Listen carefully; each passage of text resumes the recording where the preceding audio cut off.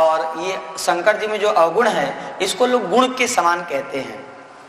शंकर जी में अवगुण है, फिर भी शंकर जी को सब गुणवान कहते हैं, क्योंकि समर्थ कहूं नहीं दोष गोसाई, रवि पावक सुरसरी की नाही। समर्थ जो शाली व्यक्ति होते हैं उनके अंदर अवगुण भी होता है, तो वो सामर्थ वाले हैं, इसलिए अवगुण उनके अंदर देखना नहीं चाहिए, क्योंकि उनको दोष नहीं होता है। कैसे? जैसे रवि यानी सुर नालियों को भी सुखा रहा है, सुर एक नदी को भी सुखा रहा है, गंगा जी को भी सुखा रहा है, तो उसके अंदर दोष नहीं। अग्नि मुर्दे को भी जला रही है, आपके घर की रोटी बना रही। गंगा जी में नाला भी बह रहा है, अच्छा नदी भी जाके मिल रही है, अच्छी अच्छी नदियां भी मिल रही है, तो ऐसे इनको दोष नहीं होता है। जो तप करे कुमारी तुम्हारी, भावी मेट सगई त्रिपुरारी। शंकर जी भावी भी मेट सकता है, तपस्या करो, ऐसा महाराज कहे। तपस्या के लिए कौन कहे? इतनी छोटी सी सहज होता है, पार्वती जी है महाराज। सपना देखा, कहा है सपने में तो एक सुंदर जो है गौर बदन वाला महापुरुष आके हमको तप करने के लिए कहा, जो तप करो, क्योंकि तप आधार सब सृष्टि भवानी करही जाई तप अस जिय जानी। हे भवानी, ये संसार तप के आधार पे चलता है, जिसने तप नहीं किया वो नष्ट हुआ है। लोग गरीब से अमीर बनना चाहते हैं पर तप करना नहीं चाहते हैं। गोस्वामी जी ने एक शब्द लिखा, सुख चाहि मूढ़ धर्म रता। मूर्ख लोग सुख तो चाहते हैं पर वो धर्म में रति नहीं चाहते हैं। सोचते हैं बिना धर्म में रति किए, बिना धर्म में प्रेम किए ही हमको खूब ढेर सारा सुख मिल जाए, क्या? पर मूढ़ है वो, बिना धर्म किए किसी को सुख न मिला है, न मिलेगा। रजिस्टर्ड कर ले, लिख ले। अगर आपको सुख चाहिए तो धर्म में कर लगो। धर्म में मतलब शरीर को भी लगाओ, तन मन धन सब लगा। जैसे हम अपने ठाकुर जी के पास से कथा करते हुए जब चल रहे हैं तो तन भी लगाए हैं, मन भी लगाए हैं और धन भी लगाए हैं। ये मत सोचना कि पहले हम धन लिए और फिर कथा चल रही है, नहीं। हमने कहा ना 90,000 मंथली कथा खर्चा होता है पूरा, चाहे कोई दे चाहे न दे, और कथा चलनी ही चलनी है। चाहे वो 1 लाख पार कर जाए कथा में, पैसा लग जाए, 1.5 लाख भी लग जाए, पर चलनी ही चलनी है। चाहे वो कर्जा से चले, चाहे जैसे चले, चाहे हम, जब तक मेरे अंदर सामर्थ्य है तब तक कथा रुकने वाली नहीं है। ठाकुर जी ने जब तक जो सामर्थ्य दिया है। और एक बात और बता दें, ये कथा हमारे गुरु जी के द्वारा प्रेरित तो है, पर इस कथा में जो पैसा लग रहा है, एक कथा से कथा का पैसा है। नहीं समझ? आज तक 10 रुपया भी मैंने अपने आश्रम का पैसा नहीं लगाया है, केवल आश्रम का ज्ञान लगाया है। 161वां कथा कर रहे हैं, 161वां कथा में 10 रुपया भी अब मैंने आश्रम का पैसा नहीं लगाया, सब ज्ञान लगाया। आश्रम से ज्ञान लेके आए, अब क्या ले? पैसा लेना ठीक नहीं है, गुरु जी से पैसा लेंगे, ठीक है? तो महाराज जी कहने का अर्थ है तप के बिना कुछ होता नहीं है, तप सबको करना पड़ता है। हम भी तप कर रहे हैं, 1100 कथा का तप हमारा भी चल रहा है, तो तप तो सबको करना पड़ता है, क्योंकि तप आधार सब सृष्टि भगवान है, तप के ही आधार सृष्टि, तप का ही आधार खोजती है। सृष्टि स्थिर है, इसका मतलब तप अभी भी विराजमान है, तब सृष्टि चल रही है। कब तक सृष्टि चलेगी? जब तक इस संसार में तप विराजमान रहेगा तब तक सृष्टि चलेगी। यानी जब तक तपी यानी तपस्वी व्यक्ति विराजमान है तब तक सृष्टि चलती रहेगी। जिस दिन धरती से तपस्वी गायब हुए उसी दिन धरती रसा रसातल जाए तब ही, उसी दिन धरती समा जाएगी पाताल में, या तो धरती फट जाएगी या तो धरती जल जाएगी, ठीक है? जब तक संत महापुरुष तप कर रहे हैं तब तक धरती का कुछ नहीं बिगड़ेगा, चाहे जितना दुख सुख आए। आगे बढ़ते हैं। माता जी तप करने के लिए प्रेरित हुई और आज्ञा मांगकर हिमालय पे जाकर तप करती हैं। कठोर तप किया है, भयंकर तप किया है। कछ दिन भोजन बारी बतासा किए, कठिन कछ दिन उपवासा। अब बहुत समय तक उपवास की, कभी भोजन, कभी पानी, कभी जल, ऐसे ही ऐसे महाराज रहने लगी। और यहाँ तक कि सब कुछ छोड़ के जो बेलपत्र धरती पे सूख के गिर जाता, उस बेलपत्र को खा के रहने लगी। और जिस दिन बेलपत्र भी छोड़ दिया उस दिन उनका नाम अपर्णा हो गया, क्योंकि पहले पण यानी पत्ता को खा के रहती थी, अब ये पण को त्याग कर दिया, इसलिए इनका नाम तब ही नाम उमही नाम तब भय हुआ अपर्णा। उनका नाम क्या हो गया? अपर्णा। बोल अपर्णा मैया की। तप तन खिन्न हो गया, एकदम शरीर सूख गया। तपस्वी का शरीर कोई मोटा तगड़ा नहीं होता है। आजकल तपस्वी विशेष ब्रह्मचारी कौन? जिसका पेट निकल जाए, बहुत बढ़िया ब्रह्मचारी। सूखा साखा संत होए तो कोई संतो नहीं मानने को तैयार होगा। आजकल तो प्रचलन हो गया महंत कौन? जिसका पेट उसके गेट के बराबर हो घर, वही महंत महाराज। तो ये सब तो है नहीं। हाँ, तप करने के उपरांत अगर वो शरीर हो जाए उसका अलग बात है। तप करने के उपरांत शरीर बढ़ जाता है, क्योंकि कुछ बहुत सारे महापुरुष ऐसे हैं जिनका शरीर अनायास बढ़ जाएगा, तप करेंगे तो नहीं बढ़ेगा। जैसे हमारे पूज्य गुरुदेव, जब तक गुरु अपने गुरुदेव के साथ रहे, पहाड़ी हवा के साथ एकदम ऐसे ही रहे, पतले पतले। अब जब, क्योंकि ये एक दो जन्म के तो तपस्वी है नहीं कि इस जन्म में उनको सुखाना पड़ेगा शरीर, कई कई जन्मों के तपस्या करके वो महापुरुष हम लोगों के उद्धार के लिए ही आए हैं धरती पे। तो कुछ ऐसे महापुरुष होते हैं जिनको बाहर से तप करने की कोई आवश्यकता नहीं होती है, वो जन्म सिद्ध महापुरुष होते हैं। जैसे अपने पूज्य गुरुदेव मनुपीठ वाले महाराज, सिद्ध इसका अनुभव वो किया है जो उनके साथ रहा है, तो उनकी तो सिद्धि का अनुभव होता है महाराज। ये नहीं कि चमत्कार दिखाते हैं, आओ चमत्कार दिखा दे, आओ तुम्हारा रोग दुख ठीक कर दे। अरे हम कहते हैं ऐसे महापुरुषों का दर्शन करने मात्र से भी रोग दुख ठीक हो जाता है, केवल देखने मात्र से। दर्शनम तो लोकस्य सर्वथा अधर्म परम, ऐसे महापुरुष हैं लोग। वृंदावन में ऐसे ऐसे महापुरुष बहुत बहुत बहुत महापुरुष हैं, पर कुछ कुछ ही महापुरुष ऐसे होते हैं जो लोकांतर को तारने की क्षमता न रखते हैं। तो महाराज आगे चलते हैं। तब पूरा हुआ, आकाशवाणी हुई, कहा तुम्हारा इच्छा में पूरा हो जाएगा। अब पिता बुलावन आगे, जब वही हट परिहरी घर जाए हो, तो वही जब पिताजी बुलाने आए, हट छोड़कर घर चली आना। कहा ठीक है। इधर आकाशवाणी राम जी ने किया, इधर राम जी आते हैं शंकर जी के पास।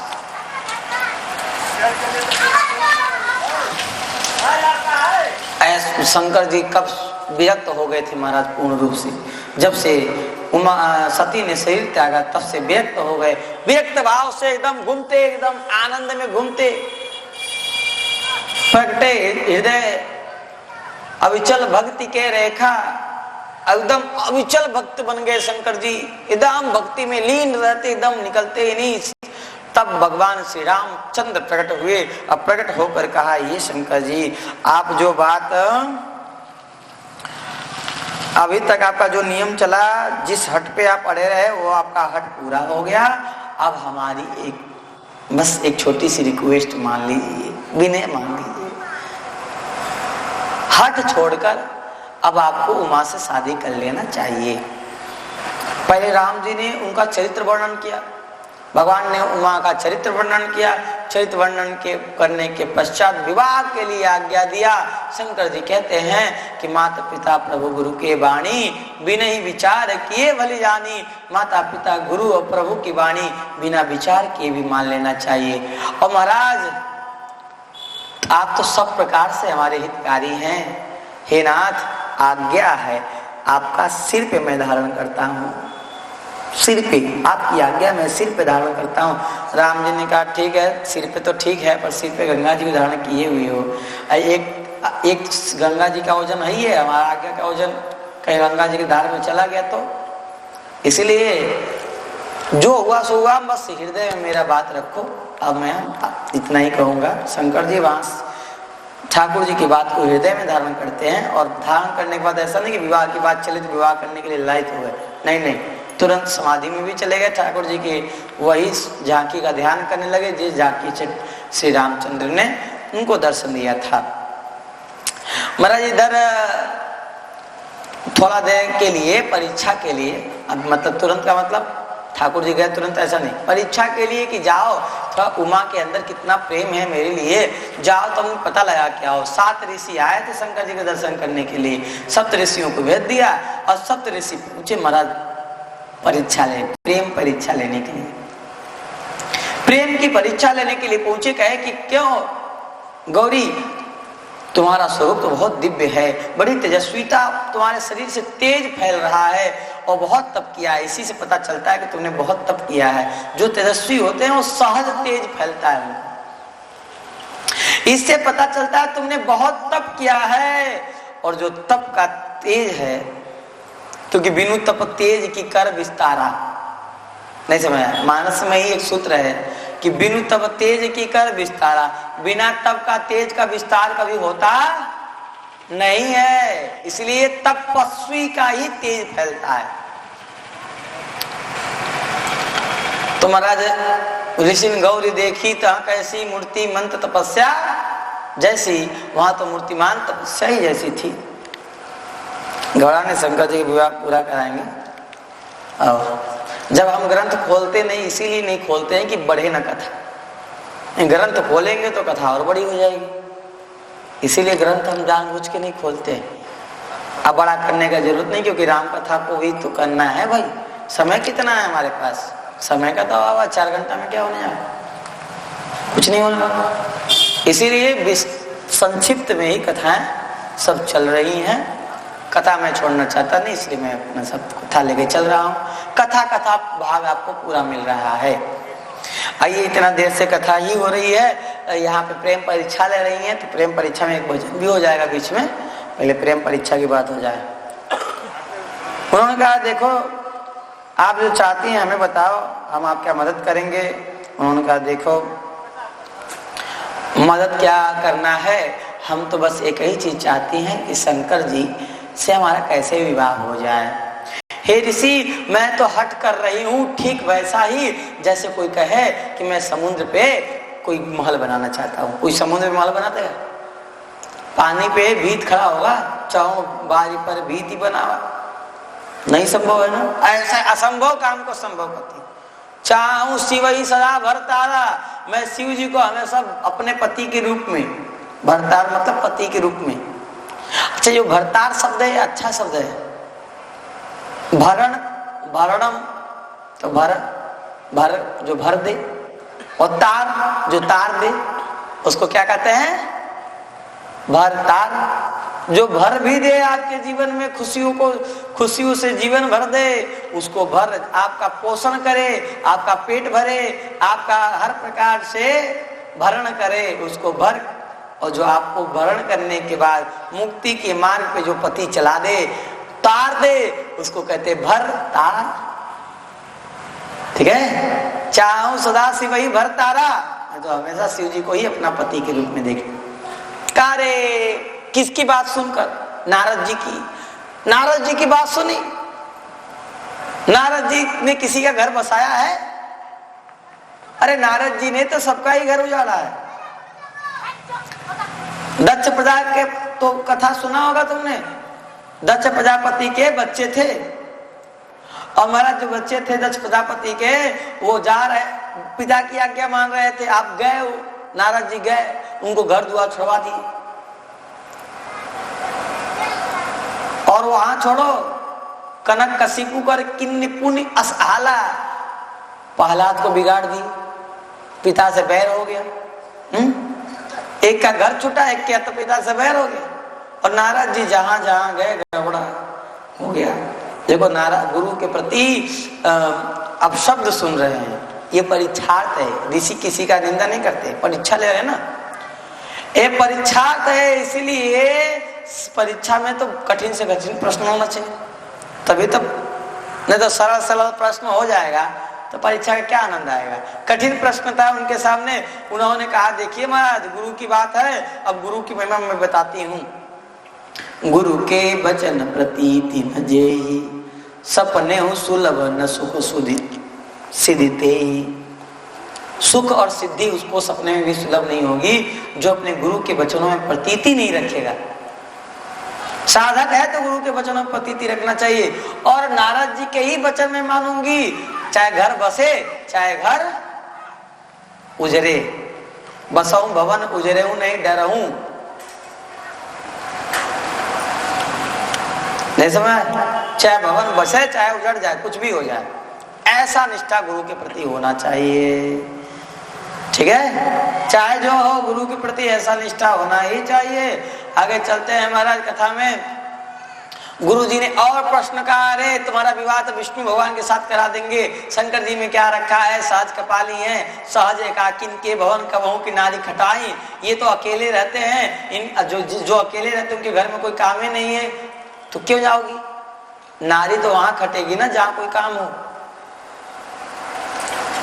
देखो जिसको दिक्कत विशेष होगा अपना खड़ा होकर पैर और सीधा कर सकता है भैया, उसमें आपको छूट है। जिस प्रकार से आपको कथा सुनने में सुलभता हो उस प्रकार से, क्योंकि सब नहीं 4 घंटा बैठ पाएगा ना। जो बैठ जाए वो भारी तपस्वी, तप ही तो है बैठना।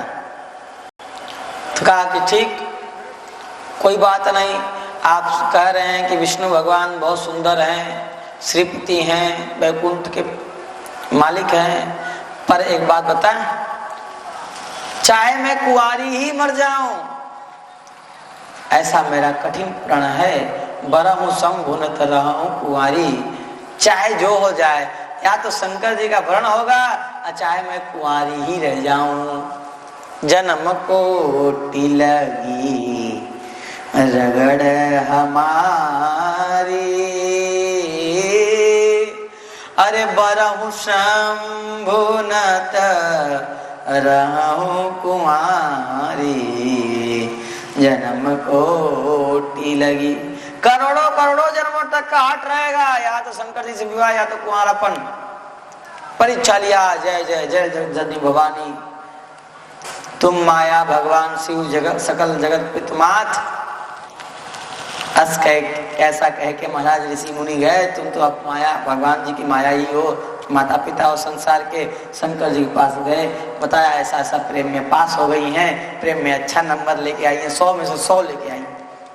जैसी एक सती में जैसी लक्षण होना चाहिए, एक निष्ठावान साधक में जैसा लक्षण होना चाहिए, वो सब है, सिद्ध है महाराज। शंकर जी बड़े प्रसन्न हुए, देवी देवताओं को चाहिए था कि विवाह करा दें, नहीं कराए। भगवान ने कहा विवाह तो कराना ही है। तारकासुर को प्रकट कर दिया महाराज, और तारकासुर देवताओं को मार मार के देवताओं को सारा संपत्ति छीन लिया। देवता जब दुखी होते तब भगवान के शरण में जाते हैं, और जब सुखी होते तो भगवान को भूल जाते हैं। जैसे अभी के हिंदू कोई दिक्कत नहीं तो भगवान को भूल गए, जब दिक्कत मुगल काल में हो गई थी तो भगवान को याद कर रहे थे, तो भगवान को अपने संतों को भेजना पड़ा धरती पे, उस समय भक्ति काल आ गई थी। अभी भी हिंदू अपने सनातन संस्कृति को भुला हुआ है, ऐसा मार खाएगा और ऐसा मारा जाएगा।